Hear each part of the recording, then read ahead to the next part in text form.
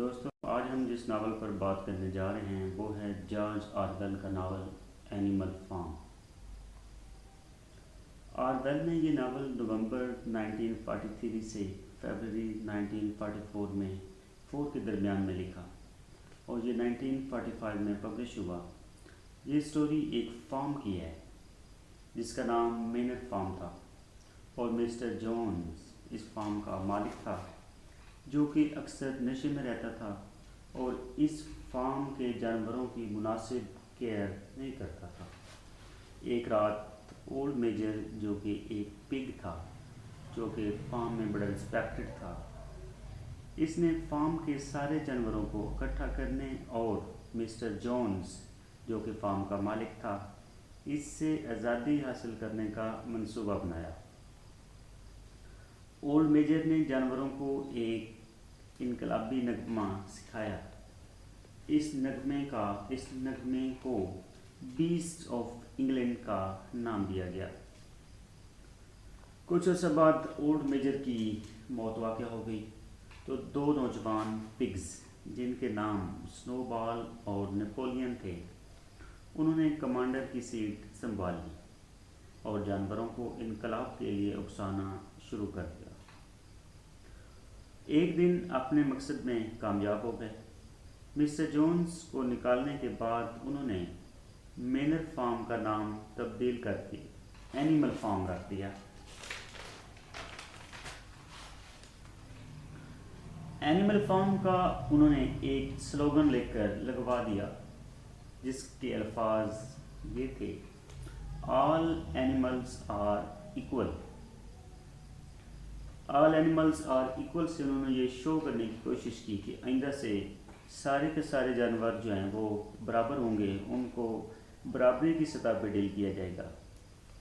سنو بال نے دوسرے جانوروں کو پڑھنا اور لکھنا سکھانا شروع کر دیا، جبکہ نیپولین نے ینگ پپیز کو ٹرین کرنا شروع کر دیا۔ فارم کے اندر خوراک وافر مقدار میں موجود تھی۔ پگز نے خود کو فارم کا لیڈر بنا لیا، باقی سب جانور ان کے انڈر کام کرنا شروع ہو گئے۔ پگز اچھی خوراک اپنے لیے رکھ لیتے اور باقی بچی وہ دوسرے جانوروں تک پہنچتی۔ مسٹر جونز نے اپنا فارم واپس لینے کے لیے ایک حملہ بھی کیا لیکن ناکام رہا۔ اس واقعہ کو فارم میں بیٹل آف کوشیڈ کا نام دیا گیا۔ سنو بال نے فارم کو ماڈرن بنانے کے لیے ونڈ مل لگانے کا منصوبہ ظاہر کیا۔ نیپولین نے اس منصوبہ کی مخالفت کی۔ جب معاملہ مزید بگڑا تو نیپولین کے ٹرینڈ ڈاگز نے سنو بال کو فارم سے نکال دیا اور نیپولین نے خود کو سپریم کمانڈر ڈکلیئر کر دیا۔ نیپولین نے پگز کی ایک کمیٹی بنا دی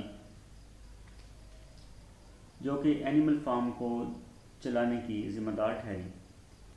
ایک نوجوان پگ جس کا نام اسکویرلر تھا، اس کو ونڈ مل کے منصوبہ کا کریڈٹ دینے کے لیے سامنے لایا گیا۔ ونڈ مل پہ کام شروع ہو گیا۔ سب جانوروں نے پوری محنت سے کام کیا کہ اس مل کے بعد زندگی آسان ہو جائے گی۔ ایک رات کو طوفان آیا اور ونڈ مل تباہ ہو گئی۔ نیپولین نے اس کا الزام سنو بال پر لگا دیا کہ وہ ونڈ مل کو تباہ کر کے گیا ہے۔ بعض اوقات کچھ جانوروں کو محسوس ہوتا کہ نیپولین ان کے ساتھ انصاف نہیں کر رہا، لیکن اسکویلر ان کو چپ کرا دیا کرتا کیونکہ اس کی رسپانسبلٹی، اس کی ذمہ داری یہ تھی کہ اس نے نیپولین کا ہر برے معاملات میں ساتھ دینا تھا۔ مسٹر فریڈرک جو کہ ایک قریبی فارمر تھا، اس نے اینیمل فارم پر حملہ کیا، لیکن جانور بہادری سے لڑے اور یہ جنگ بھی جیت گئے۔ سال گزرتے گئے، ونڈ مل تعمیر کر لی گئی جس سے فارم کی انکم میں بھی اضافہ ہوا۔ پگز کی زندگی پہ آسائش ہوتی گئی لیکن باقی جانور میزریبل زندگی گزارتے رہے کیونکہ پگز خوراک بھی اچھی لے رہے تھے، زندگی کی باقی فیسلٹیز بھی ان کے لیے تھیں کیونکہ وہ لیڈر تھے، لیکن جو باقی جانور تھے ان کے ساتھ ایکویلٹی والا سلوک نہیں کیا گیا، حالانکہ فارم کا سلوگن رکھا گیا تھا all the animals are equal. Pigs نے انسانوں کی طرح زندگی گزارنا شروع کر دی، مثلاً وہ 2 ٹانگوں پر چلتے، حالانکہ یہ طے ہوا تھا کہ کوئی بھی جانور 2 ٹانگوں پر نہیں چلے گا۔ انہوں نے شراب پینا شروع کر دی، یہ بھی طے تھا کہ کوئی بھی جانور شراب نہیں پیے گا۔ انہوں نے انسانوں کی طرح کپڑے پہننا بھی شروع کر دیے، جبکہ یہ بات بھی انہوں نے سٹارٹ میں طے کی تھی کہ جانور جو ہیں وہ انسانوں والی زندگی نہیں گزاریں گے، کپڑے بھی نہیں پہنیں گے اور بستر پر بھی نہیں سوئیں گے، لیکن پگز نے بستر پر سونا بھی شروع کر دیا۔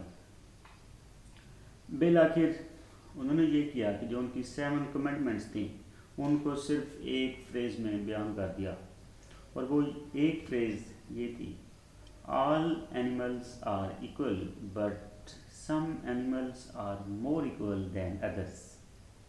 یہ فریز تھی جو کہ پگز کی کنڈیشن کو دکھا رہی تھی کہ وہ باقی جانوروں کو اپنے جیسا کنسیڈر نہیں کر رہے تھے، اپنے جیسا نہیں سمجھ رہے تھے، وہ باقی کو انفیریئر سمجھ رہے تھے۔